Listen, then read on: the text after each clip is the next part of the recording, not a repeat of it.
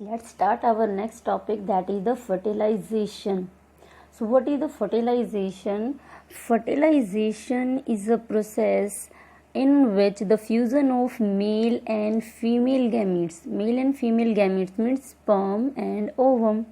Ovum is the female gamete and sperm is the male gamete. So how do we define fertilization? Fertilization, the fusion of sperm and ovum to produce a zygote is called fertilisation. यानी कि एक ऐसी process है जिसके अंदर sperm और ovum की fusion होती है, यानी कि वो मिलते हैं। उस प्रोसेस को हम कहते हैं fertilisation. In human being the fertilisation is internal. जो ह्यूमन बीइंग्स है इनमें जो फर्टिलाइजेशन होती है इंटरनल होती है, यानी कि विद इन अ बॉडी होती है, ये बॉडी से बाहर नहीं होती। And take place inside the female body. As I told you, internal fertilization occur inside the body. We will discuss the types of fertilization after this topic. So next is the main stages of fertilization. So let's see what are the main stages of fertilization in human beings. यानी कैसे कौन सी steps हैं जो कि fertilization में involve होती हैं. So let's see, first step है आपके पास, that is the ovum from the ovary is released once in a month and is called ovulation. So ovulation क्या होता है? ovulation एक ऐसी प्रोसेस होती है जिसके थ्रू जो ओवम है वो रिलीज किया जाता है from the ovary. Ovary means female gonads आप कह सकते हो, या फिर फीमेल सेक्स ऑर्गन कह सकते हो, जो कि फीमेल गैमेट को प्रोड्यूस करती है. So this ovum move into the oviduct, यानी कि जो जैसे ही ओवम रिलीज होता है ओवरी से वो ओविडक्ट की तरफ मूव करना स्टार्ट कर देता है. नेक्स्ट पॉइंट है second point, that is the process of reproduction being with mating, during which the male release the sperm into the vagina of the female through the penis. The sperm move through the cervix into the uterus to reach the oviduct. तो second step में क्या होता है? Second step में जो male gamete है उसे male gamete को फीमेल रिप्रोडक्टिव सिस्टम के अंदर इंजेक्ट कर दिया जाता है, और जो मेल गैमीट को इंजेक्ट करने का काम जो मेल रिप्रोडक्टिव सिस्टम का पार्ट है पेनिस वो करता है. उसके बाद क्या होता है? The sperm move through the cervix, यानी कि जो सर्विक्स का पार्ट था वहाँ से जो स्पर्म है वो यूट्रस की तरफ मूव कर जाता है और वो ओविडक्ट तक पहुँचने की कोशिश करता है, क्योंकि जो ओवम रिलीज हुआ है वो ओविडक्ट के अंदर है. Third point, that is the out of the hundreds of the sperm that release in female reproductive tract, only one fuse with the ovum in the oviduct. Thus oviduct is the site of fertilization. So students always remember, जब भी sperm female oviduct के अंदर या uterus के अंदर enter करते हैं, ऐसा नहीं एक स्पर्म या दो स्पर्म एंटर करेगा, थाउजेंड्स ऑफ स्पर्म एंटर करते हैं, बट उनमें से कोई एक ही स्पर्म होता है जो कि ओवम के साथ फ्यूज्ड होता है. जैसे ही फर्टिलाइजेशन हो जाती है उसके बाद बाकी के जो स्पर्म से ऑटोमेटिकली उनका कोई रोल नहीं रहता, वो डेड हो जाते हैं. And one more thing that you have to remember, what is this is the fertilisation की एग्जैक्ट प्लेस कहाँ होती है, यानी कि फर्टिलाइजेशन जो है फीमेल रिप्रोडक्टिव सिस्टम में एग्जैक्टली होता क्या है? तो फर्टिलाइजेशन हमेशा ओविडक्ट के अंदर ही होगी. अगर ओवम ओविडक्ट से रिलीज हो चुका है या ओविडक्ट से पास आउट हो चुका है उसके बाद फर्टिलाइजेशन नहीं होगी. तो फर्टिलाइजेशन के लिए जो पर्टिकुलर प्लेस है वो ओविडक्ट है. Fourth point, that is the fertilization result in formation of single celled zygote, यानी कि यहाँ जो ये पॉइंट है बच्चे, सिंगल सेल्डेड जाइगोट का मीनिंग है कि आपके पास एक स्पर्म था, एक स्पर्म का सेल है, एक ओवम का सेल है, दोनों फ्यूज्ड होते हैं. फ्यूज्ड होने के बाद जो नया सेल बनता है वो देखने में एक होगा, आपका अंदर बेशक उसके दो न्यूक्लियस होंगे बट वो वैसे वन होगा. तो ये सिंगल सेल्डेड जाइगोट इसे हम जाइगोट कहते हैं। ये बनता है after fusion of male and female gamete which begins it's movement towards the uterus, यानी कि जैसे ही जाइगोट की फॉर्मेशन होती है ओविडक्ट के अंदर, वो यूट्रस की तरफ मूव करना स्टार्ट कर देता है। The zygote implants itself into the uterus wall and develop into embryo, यानी कि जो जाइगोट है वो फ्लोपियन ट्यूब से निकलकर यूट्रस में आता है और यूट्रस में आने के बाद वो यूट्रस की वॉल के साथ अटैच होता है और जैसे उसकी अटैचमेंट हो जाती है उसके बाद वो डेवलप होना स्टार्ट हो जाता है और जाइगोट से एम्ब्रियो के अंदर वो कन्वर्ट हो जाता है। So let's see this process with the help of diagram. So this is the diagram. यहाँ क्या है, यहाँ पर आप जो ये आपको आमंड शेप नज़र आ रही है, this is the ovary in female reproductive system. यहाँ से क्या है, एवरी मंथ 1 ओवम रिलीज होता है। 1 ओवम का मीनिंग है एक फीमेल गैमीट। जैसे ही फीमेल गैमीट यहाँ से रिलीज होता है, इस प्रोसेस को हम बोलते हैं ओव्यूलेशन। ओव्यूलेशन में क्या होता है, जो ओवरी से एग या ओवम या फिर फीमेल गैमीट रिलीज हो रहा है वो ओविडक्ट के अंदर मूव करना स्टार्ट कर देता है।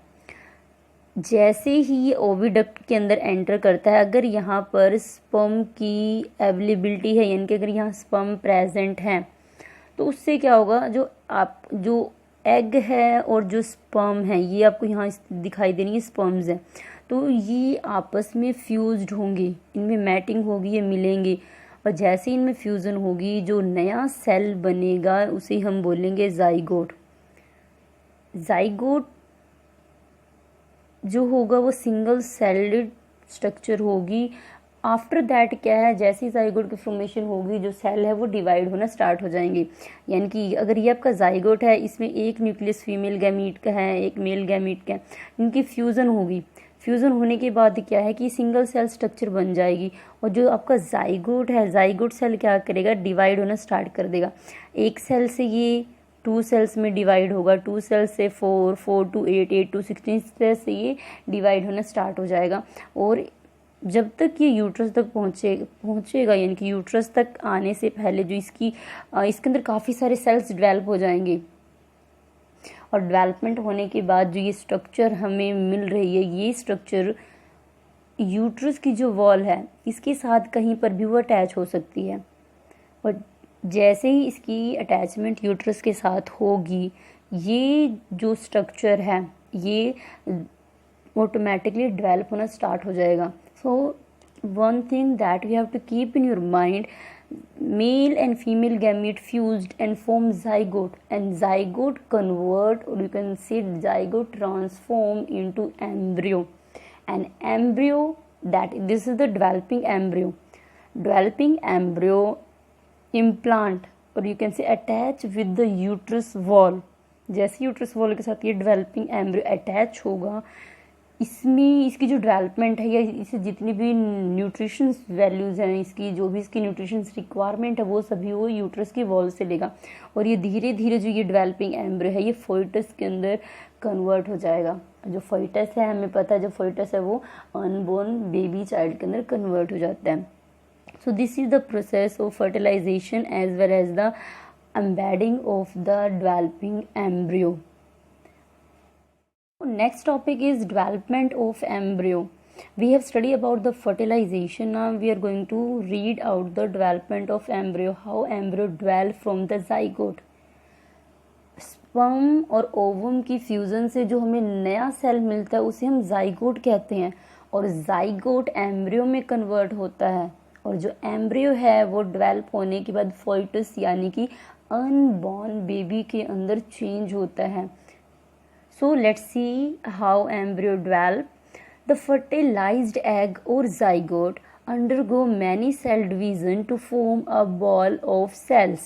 यानी कि यहाँ पर क्या है, जो जाइगोट है वो बार बार डिवाइड होता है, डिवाइड होने के बाद वो एक स्ट्रक्चर में कन्वर्ट हो जाता है जिसे हम ब्लास्टुला कहते हैं, ब्लास्टुला, या फिर आप उसे कह सकते हैं अ बॉल ऑफ सेल्स, यानी कि वो काफ़ी सारे सेल्स का एक स्ट्रक्चर बन जाता है। And travel travels to the uterus, और यूट्रस की तरफ वो ट्रैवल करना स्टार्ट कर देता है। In the diagram if you see look here, यहाँ क्या है, ये फीमेल गैमीट था, इसके साथ ये स्पर्म्स आके फ्यूज्ड हुए, फ्यूज्ड होने के बाद ये जाइगोट बना, जाइगोट डिवाइड होना स्टार्ट हुआ। यहाँ सिंगल न्यूक्लियस आपको दिखाई दे रहा है, यहाँ पर देखो 2 न्यूक्लियस बन गए, 2 सेल बन गए, 4 सेल बन गए, after 4 there is 8 cell, then 16, then 32, then 64। तो इस तरह से ये रैपिडली डिवाइड होते रहते हैं। अब ये जो डिवीज़न होने के साथ साथ जो जाइगोट है वो यूट्रस की तरफ मूव करता है, क्योंकि ये फ्लोपियन ट्यूब है। फ्लोपियन ट्यूब के बाद जो जाइगोट है वो यूट्रस की तरफ मूव करेगा, मूव करने के बाद ही ये यूट्रस की वॉल्व के साथ अटैच हो सकता है। So next in on reaching the uterus, जैसे ही जाइगोट यूट्रस तक पहुंचता है, it attach itself to the wall of uterus by a process is known as implantation। implantation क्या होता है? implantation एक ऐसी प्रोसेस है जिसके थ्रू जो डेवलपिंग एम्ब्रियो है या जो जाइगोट है वो अटैच होता है यूट्रस की वॉल के साथ। The zygote grow and divide rapidly to develop into embryo. की जाइगोट फटाफट डिवाइड होता है, डिवाइड होने के बाद वो एम्ब्रियो के अंदर चेंज हो जाता है। The embryo remains attach to the uterus, यानी कि जब तक ये प्रोसेस चल रही है तब तक जो एम्ब्रियो है वो यूट्रस की वॉल के साथ अटैच ही रहेगा। The embryo grow rapidly and receive it's nutrients from the mother blood, यानी कि जो भी डेवलपिंग एम्ब्रियो है, डेवलपिंग एम्ब्रियो का मीनिंग जो अनबोर्न बेबी डेवलप हो रहा है हम उसकी बात करें, जो डेवलपिंग एम्ब्रियो है उसकी जितनी भी ज़रूरत है, जितनी भी न्यूट्रिशनल रिक्वायरमेंट है, वो सारी की सारी रिक्वायरमेंट जो है उसे मिलती है मदर के ब्लड से। After a few weeks the embryos develop body parts like legs, hands, head, ear, eyes and begins to resemble a human beings। तो जैसे जैसे टाइम पास आउट होता है जो एम्ब्रियो है वो डेवलप होना स्टार्ट कर देता है, वो उसकी जो डेवलपमेंट है काफ़ी अच्छी होने लग जाती है, जिसकी वजह से क्या है कि जो फोइटस है यानी कि जो डेवलपिंग एम्ब्रियो है उसके अंदर कुछ मॉडिफिकेशन होने लग जाती है, जिससे लेग्स, हेड, ईयर और आइज़ की अपीयरेंस दिखनी स्टार्ट हो जाती है और बिल्कुल एक ह्यूमन बीइंग जैसा दिखने लगता है। At the stage is called foetus, यानी कि एक ऐसी स्टेज जहाँ पर जो डेवलपिंग एम्ब्रियो है वो डिफ्रेंशिएट हो रहा है, चेंज हो रहा है, किस में, वो पर्टिकुलर डिफ्रेंशिएट हो रहा है हेड रीजन के अंदर, लेग्स में, ईयर, आइज, तो ये अलग अलग पार्ट्स उसके विजिबल होने लग जाते हैं, तो उस स्टेज को हम बोलते हैं foetus. The baby stay and grow in the mother's बॉम और यूट्रस फॉर 40 वीक्स, यानी कि जो डेवलपिंग एम्ब्रियो है ये जो फोइटस है वो मदर के यूट्रस के अंदर नियर अबाउट 40 वीक्स या आप कह सकते हैं 9 मंथ तक वो रहता है और डेवलप होता है। This period is called gestation period, यानी कि जो डेवलपिंग एम्ब्रियो का जो पीरियड है जो यूट्रस के अंदर वो स्पेंड कर रहा है उस टाइम पीरियड को हम बोलते हैं gestation period. The foetus gets its nourishment from the placenta during this period. यहाँ पर एक नया वर्ड है आपके लिए, that is the placenta. Placenta एक ऐसी स्ट्रक्चर होती है जिसके थ्रू जो डेवलपिंग एम्ब्रियो है वो मदर के ब्लड से जो भी नरिशमेंट है, जो भी रिक्वायरमेंट्स है वो फोइटस को प्रोवाइड करवाता है। So this is the concept of developing embryo.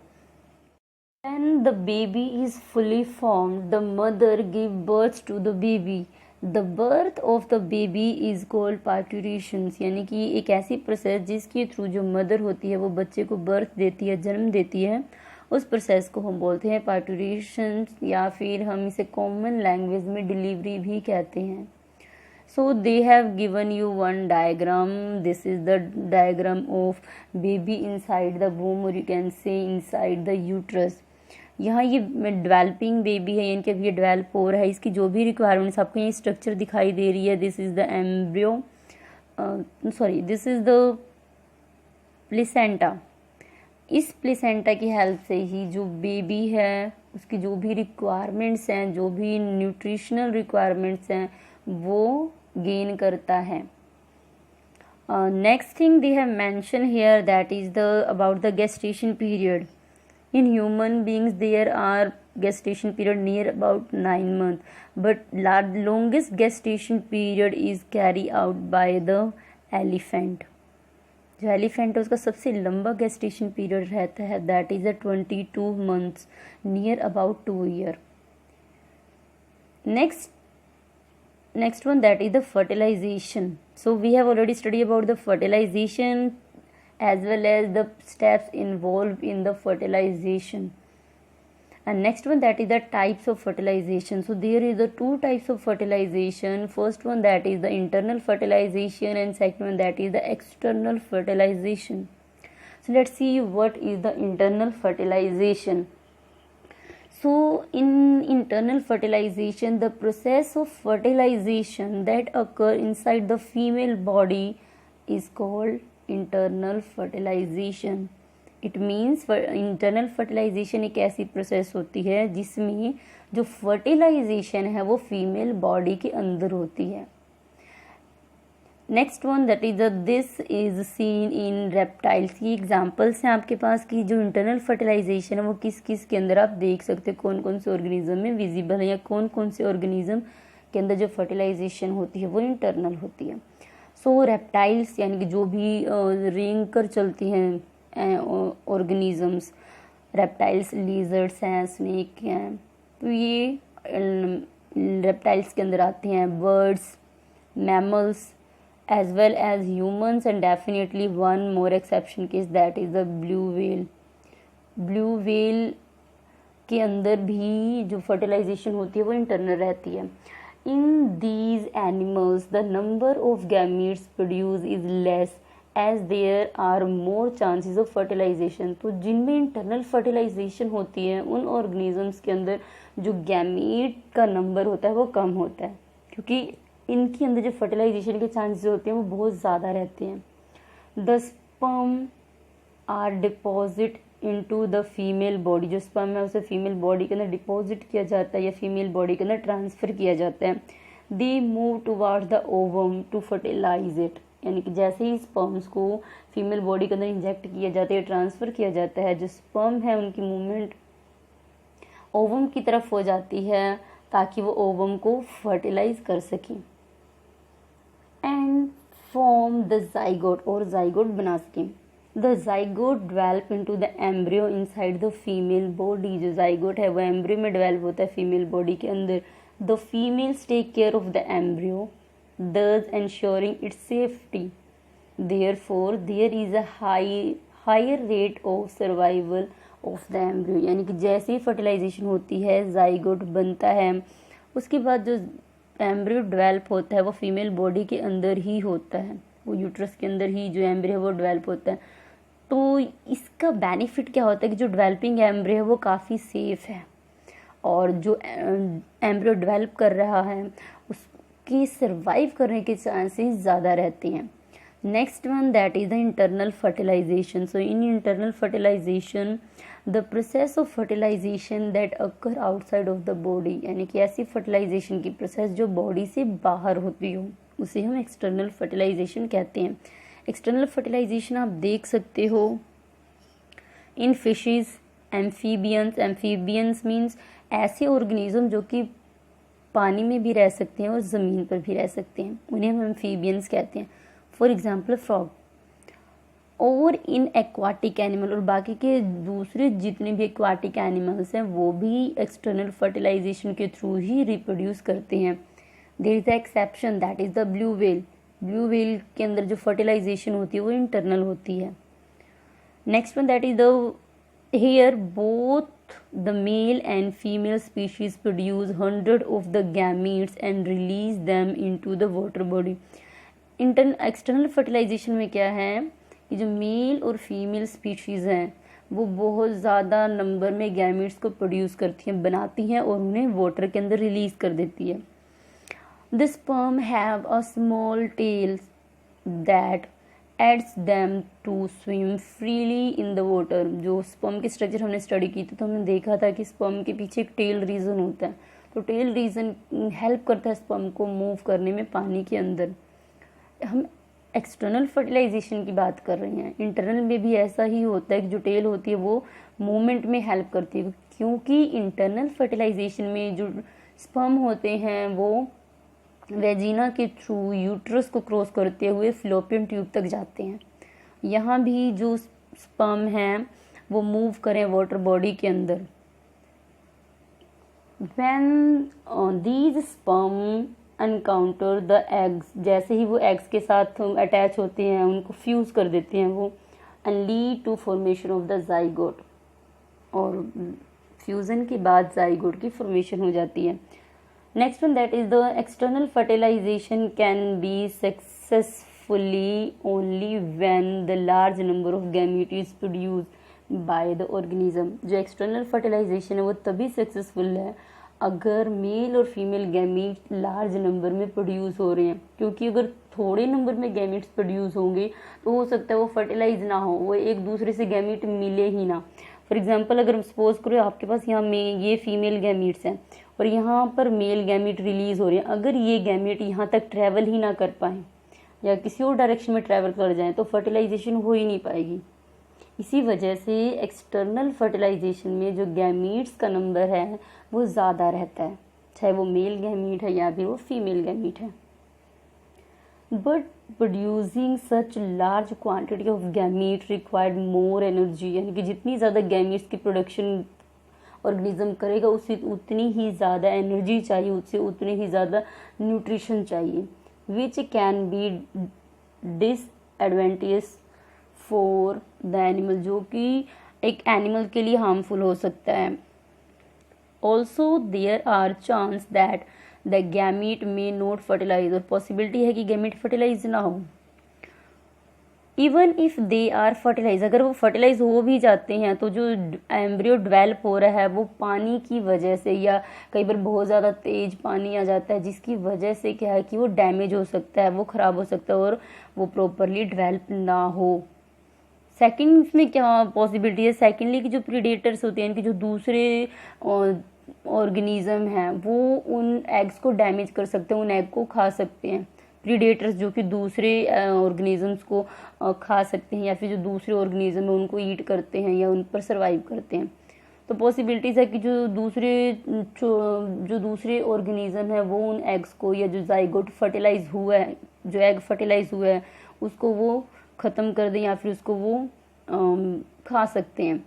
As a result not many develops into adult, तो इसका रिजल्ट क्या होगा, जो जाइगोट है वो ख़त्म हो जाएगा। अगर जाइगोट ही ख़त्म हो गया तो एम्ब्रियो नहीं बनेगा, और एम्ब्रियो नहीं बना तो फोइटस और नया ऑर्गेनिज्म बनने का तो चांस ही नहीं है।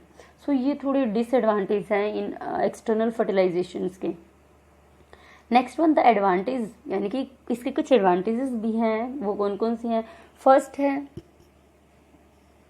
fertilization are that the female and female can deposit sperm and egg respectively at a slightly different time and location। तो इसमें क्या है, जो मेल और फीमेल गैमीट है वो अलग अलग ऑर्गेनिज्म डिपॉजिट करते हैं, अलग अलग टाइम में भी कर सकते हैं। And the female does not have take care of the young ones and raise them. Internal fertilisation की तरह इनमें ऐसा नहीं होता कि जो फीमेल है वही डेवलपिंग एम्ब्रियो की या जो डेवलपिंग फोइटस है उसका ध्यान रखे या उसका ख्याल रखे, या ऐसा कुछ नहीं होता। सो ये कहीं ना कहीं एडवांटेजेस हैं एक्सटर्नल फर्टिलाइजेशन की।